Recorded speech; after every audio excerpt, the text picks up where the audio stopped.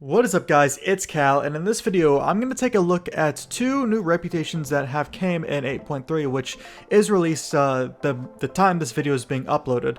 And we're going to go through the rewards of these reputations. We're also going to go through how to efficiently get the reputation and pretty much everything that has to do with it. So this first one we're looking at is the Oldham Accord, and both these reputations are of course for Horde and Alliance. They are not faction specific. So Oldham Accord is obviously in Oldham. This is the one of the locations where Azeroth is attacking. If we look over there, we can kind of see some obelisks. That's, yep, you can kind of see the raid instance portal there. The raid instance portal can be there. It can also be in the Pandaria Vale of Eternal Blossoms. That's where the other reputation is. But we're in Ramkahan, however you say it. If we walk in here, we will talk to Provisioner Quora. She is the quartermaster for the Oldham Accord.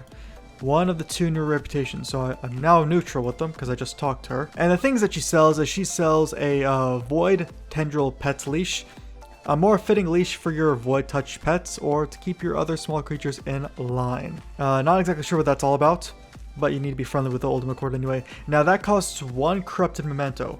If you look at what that says, fragments of memory from horrific visions of Azeroth, which can be analyzed at the Titanic Research Archive in the Chamber of Heart. So there's a new thing coming in 8.3 called the Horrific Visions, which is like an instanced sort of thing, where pretty much corrupted mementos are rewards from them. They're super easy to get. One is not difficult to get at all, because this next one actually takes 100 of them. So here we have a toy, Void Tendril Pet Leash. It's the exact same thing, except I guess this is a one-time use. This is an actual toy. You need to be honored. I'm definitely going to be getting this because I like to collect things and toys are collectibles. So there's that. Now this next thing is new to Inscription, which I like because I'm Inscription, and Inscription's kind of useless in my opinion. Well, not really useless. Vantis runes are really useful, but it's mainly just a money-making profession, honestly. Enter a contract with the Oldham Accord that allows you to gain reputations with them every time you complete a world quest on Kolteros and Zandalar. Not exactly a new concept. Contracts are not new. They were introduced in BFA. If you learn this, you have it on, it lasts 7 days, and every time you complete a world quest, you will get 10 reputation with the Oldham Accord. So a faster way to get rep. If you're Inscription, I would immediately get one of these and make a bunch of them and sell them on the auction house because they're going to sell for a lot on the first day or within the first week. Next item, also that's 1400 gold. Next item is something that says Troop Requisition Ramkahan Lancers. 500 war resources. So yep, adds, this is what I thought it was, adds Ramkahan Lancers to the troops available for your recruitment. So you can, it allows you to recruit new troops for your mission table in Borealis or the Great Seal, Desire Lore. Probably, I don't know. Well, it's the only thing here that costs resources. It might be something to dump your resources into. I probably won't mess around with it much, but you need to be revered with the Oldham Accord to buy that. Next item, I assume, is a pet. Pygmy Camel. Yes, it is. Need to be revered. This costs 300 polished pet charms. So if you have any polished pet charms spare, you can go and buy that. It's a companion pet. And yeah, next item, also that requires revered. I don't know if I said that. Next item is the tabard. Obviously requires exalted, like every reputation has a tabard. 240 gold. This doesn't increase your reputation or anything.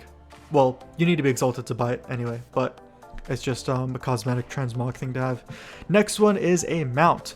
So Oldham Accord does have a mount with it, 24k. If you want to drop 24k on something like that, I probably will, just because it's a mount I don't have. Need to be exalted with the Oldham Accord for to purchase this. And then the last thing, Token of Death's Glee. This is a new what do you call them? Essence, that's what they're called.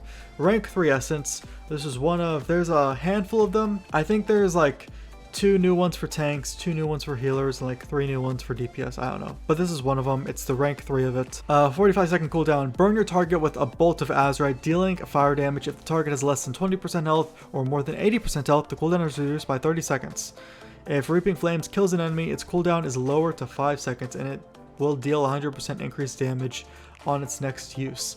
It kind of seems like an upgraded version of the Crucible Flames, which is the first essence that we ever get Let's see the minor effect. Your spells and abilities have a chance to strike your target with fire damage and heal you for 50% damage dealt. If your target is below 20% health, the chance for extra damage is increased by 400%, and it will also increase your corruption resistance by 10. So yeah, this definitely seems like an upgraded version of the Crucible Flame. If you're using the Crucible Flame, I would suggest probably going for this one.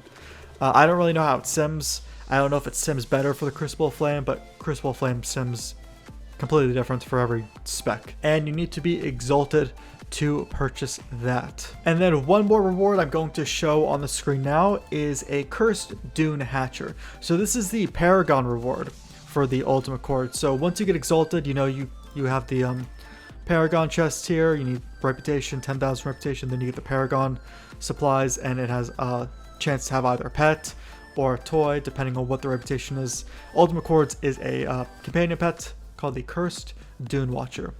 It's not 100%, you have a chance to get it. Now, the ways to get reputation with the Uldum Accord is there's multiple sources. So first off, there are quests with your campaign, which involve Uldum. You'll get reputation through that. There are Uldum Accord daily quests. I cannot show you them because I am on the PTR. So there will be daily quests here that will give you reputation with them as well. There will be a daily pet battle quest in Uldum, which will as well give you reputation. There's Black Empire assaults that happen in Uldum, and they happen every other week.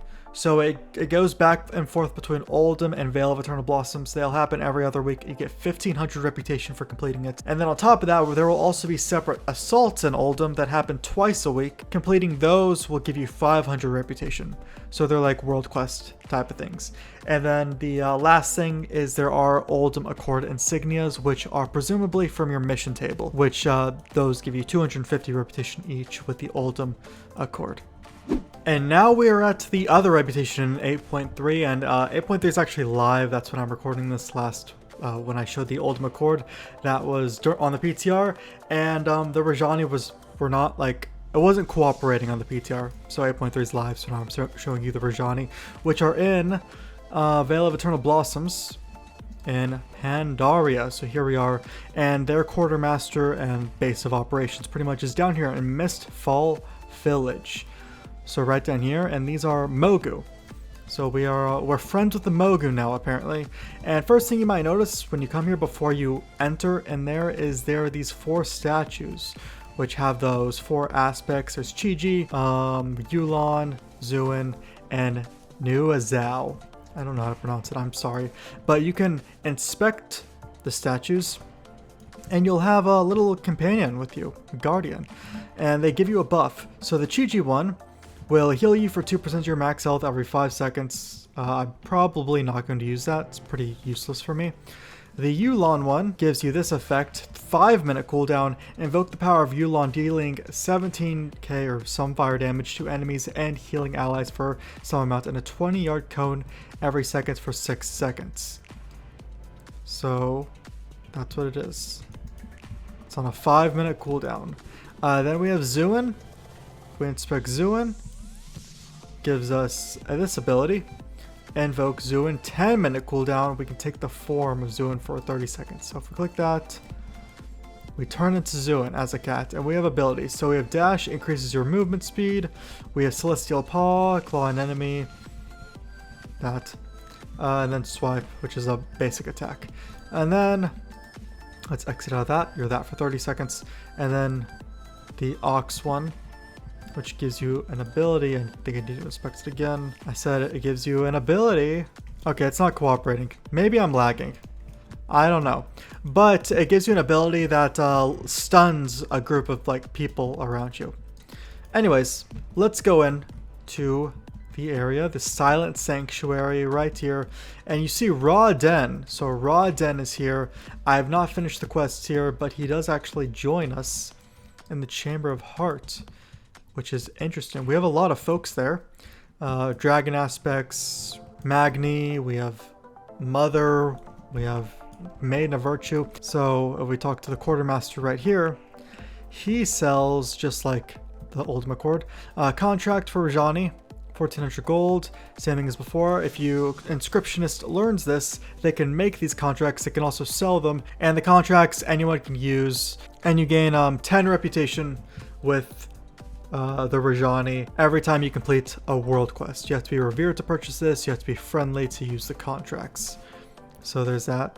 And I would highly recommend any inscriptionists get this as soon as you can. As soon as you get revered, you're going to be able to make a lot of money off of it. Okay, we have the troop requisition Rajani Spark Collar. So you see some parallels with the Ultimate Cord here. It says 500 war resources. It adds Rajani Spark Collars to troops available for recruitment, so it's just more troops that you can recruit for your mission table. We have a pet here, need to be exalted, and this teaches you the Wind Feather Chick. It's a pet. And then this next one is pretty interesting. So Lightning Forge Augment Rune, 50k. Increases agility, intellect, and strength by 60 for 1 hour. So this is this expansion's augment room. Remember, legions you got from the Lightforge Draenei area on the Vindicar. This is this expansion's version. You don't have to farm those augment runes off of LFR. You can purchase this for 50k if you have 50k to spare. And this doesn't, like, you can use this at the same time as a flask and everything. Like, it's its own thing. And you do need to be exalted to purchase that. And then we have the Rajani Tabard. It's a tabard. That's what it looks like. 240 gold, need to be exalted. And then the last thing is the mount. Now this mount doesn't cost any amount of money. Rajani War Serpent. It requires a pristine Cloud Serpent scale. So as of recording this, there's really no knowledge on where to get this thing. It might come from a Paragon chest. It might come from a rare drop from a mob. Who knows? But once you get that, the only use of it is to get this mount. And then finally on the screen, there's going to be a companion pet. This is the Jade Defender. That is what you have a chance to get from the Paragon chests. So it's a companion pet. And then similarly to the Ultimate Cord, how you get reputations with Rajani is completing quests from your Black Empire campaign involving the Veil of Eternal Blossoms. There are daily quests around here. So if I open my map, some daily quests I haven't accepted. Those will give you Rajani rep. There's a daily pet battle quest, which I guess that is it over there. Black Empire Assault, it happens every other week in the Veil of Eternal Blossoms, awards 1500 reputation. And then N'Zoth Assaults, which happen twice a week in the Veil of Eternal Blossoms when it isn't the Black Empire Assault week, and those give you 500 reputations per assault. And then just like I said before, Rajani insignias are from your mission table. Those will give you 250 rep each if you have a chance to get those. So those are an overview of both of the reputations that have come in 8.3. Two of them, they're not faction specific. Alliance and Horde have access to them. But yeah, so that's that. If you guys have any questions or concerns in the comments below, you can go ahead and leave them there. You can leave a like on this video if you found it helpful at all to you. And I'll see you guys in the next video.